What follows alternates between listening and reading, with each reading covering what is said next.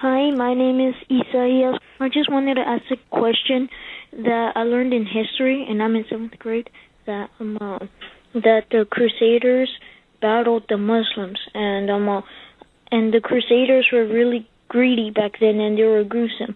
And I don't think that is like us Christians, so I was wondering if that is actually true, that the Crusaders were like monsters. Okay. Okay, thanks. I really appreciate the question. All right, so what were the Crusades? And there were many, and they weren't all the same, right? What were the Crusades? Why did Christians engage in the Crusades? Well, Christ, as you know, was incarnate born in Bethlehem, right? And he grew up in the Holy Land, and he was a Jew. And when he died and rose again from the dead, and he called his apostles and sent them to the four corners of the earth, Christianity spread from the Middle East. It spread from Jerusalem and initially into Syria, into Lebanon, into Egypt, into southern Europe, into Greece, Asia Minor, Rome, southern France, Gaul, and then further east, all the way into India and China, and eventually up into northern Europe. But for the first 1,000 years of the church, the geographic, demographic heartland of the Christian faith was North Africa and the Middle East and Asia Minor. Parts of the world that today are almost entirely Muslim. And it was only from the High Middle Ages that Scandinavia and Northern Europe really became evangelized. So, eventually the center of the Western Catholic world moved to Northern Europe. But for the first 1,000 years, it was the Middle East and North Africa. What happened? What happened to change that?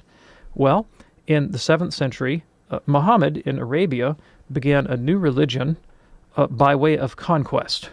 And he spread his religion through violence, through war, and he would move into cities, and he would say, you've got two choices. You can become a Muslim or I will kill you.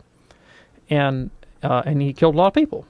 And he didn't kill necessarily Christians. He would kill pagans, but he would subjugate the Christians, and he would impose serious restraints on their ability to practice their faith, make them pay special taxes, and restrict their ability to speak about Jesus. And of course, if they engaged in marriage and other family transactions with Muslims, they were the weaker party in those transactions and had to accede to Muslim family law and Muslim civil law. And it became very, very difficult to practice the Christian faith. And in many cases, he did just simply kill them.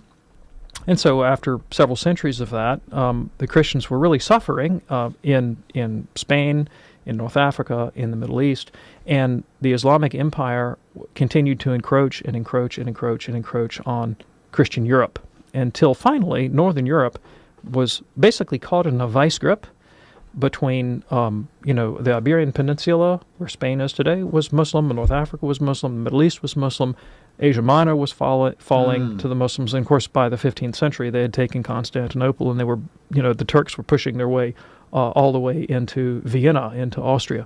And so the possibility that Christendom would be utterly subjugated and destroyed, and that the Christian faith could be wiped out because of Islamic expansionism, was a very real possibility.